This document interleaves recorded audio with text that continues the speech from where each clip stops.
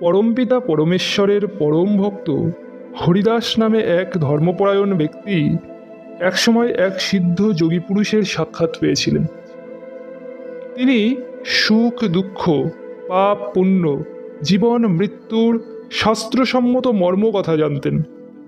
তিনি জিতেন্দ্রিয়, সর্বত্র সঞ্চরণশীল ও অন্তর্ধান গতিবেত্তা প্রশান্ত চিত্তের অধিকারী ছিলেন। প্রাণীগণ নিজ নিজ কর্মপ্রভাবে যেমন যেমন গতিলাভ করে থাকে সে সমস্ত কিছুই তিনি বিলক্ষণ জানতেন। পরম ভক্ত হরিদাস মোক্ষ ধর্মের বিষয়ে পুরুষকে জিজ্ঞাসা করেন। সিদ্ধ যোগী পুরুষ পরব্রহ্মের যে ব্যাখ্যা ভক্ত হরিদাসকে প্রদান করেছিলেন তা শ্রবণ করলে ভূতগণের সকল মোহ দূর হয়। ভূতগণ দেহত্যাগের পরে এই সংসার থেকে সত্যলোকে গমন করেন এবং সত্যলোক থেকে মুক্তিলাভ করে ব্রহ্মের স্বরূপতা প্রাপ্ত হন। ভক্ত হরিদাস সিদ্ধ যোগী পুরুষকে নমস্কার করে বলেন, ভগবান, এর সমস্ত কিছু আমাকে দয়া করে এই বিশেষ প্রশ্নের যথাযথ মর্মার্থ ব্যাখ্যা করুন। জীবাত্মা কিভাবে এক দেহ পরিত্যাগ ও অন্য দেহ আশ্রয় করে? কিভাবেই বা স্থূল ও সূক্ষ্ম দেহ পরিত্যাগ করে এই ক্লেশকর সংসার থেকে মুক্ত হয়? সিদ্ধ যোগী পুরুষ বলছেন, এবার সে সম্পর্কে শোনো। জীবাত্মা কিভাবে এক দেহ পরিত্যাগ ও অন্য দেহ আশ্রয় করে।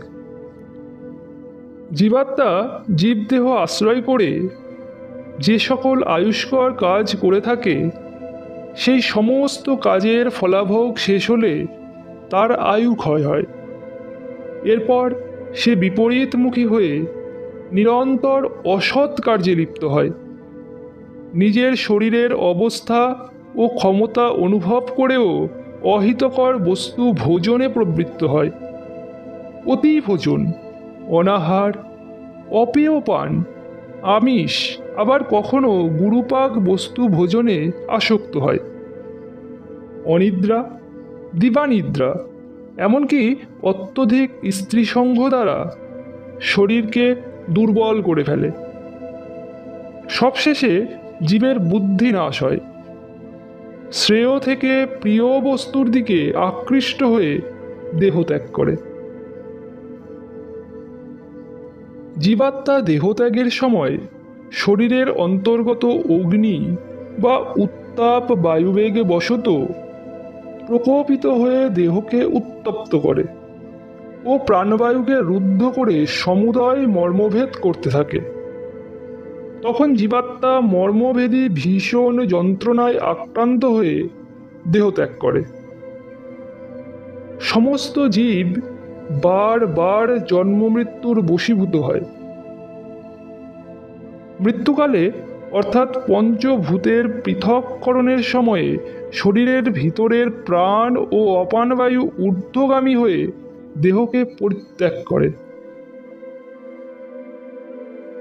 তখন এই দেহ একটা পচনশীল পদার্থে পরিণত হয়, বিচেতন এবং উত্তাপ ও উচ্ছ্বাসবিহীন হয়ে পড়ে, যাকে আমরা মৃতদেহ বলে নির্দিষ্ট করি এবং দ্রুত তাকে পরিত্যাগ করে থাকি। জীব মৃত্যুর সময় যেমন কষ্ট ভোগ করে, তেমনি জন্ম নেবার কালে গর্ভ থেকে বেরিয়ে আসবার সময়ও ঠিক একই রকম কষ্ট ভোগ করতে হয়। এই সময় সে তীব্র বায়ু প্রভাবে শীতে কম্পিত হয়। আসলে সনাতন জীবাত্মাই শরীরের মধ্যে অবস্থানপূর্বক শরীর দ্বারা সমস্ত কার্য সম্পাদন করে থাকে। বায়ু সে আশ্রয়চ্যুত জীবাত্মাকে মহাবেগে চালিত করে। তখন জীবাত্মা অসহায় হয়ে দেহকে কম্পিত করে দেহ থেকে নির্গত হয়। জীবাত্মা এইভাবে দেহ থেকে বেরিয়ে গেলেও তার দ্বারা অনুষ্ঠিত কর্ম কিন্তু তাকে পরিত্যাগ করে না। জীবাত্মা তখনও কর্মের দ্বারা আবদ্ধ হয়ে আবার ভূমণ্ডলেই জন্মগ্রহণ করে থাকে। এই হলো জীবদেহ থেকে জীবাত্মার নির্গমনের মূল কারণ।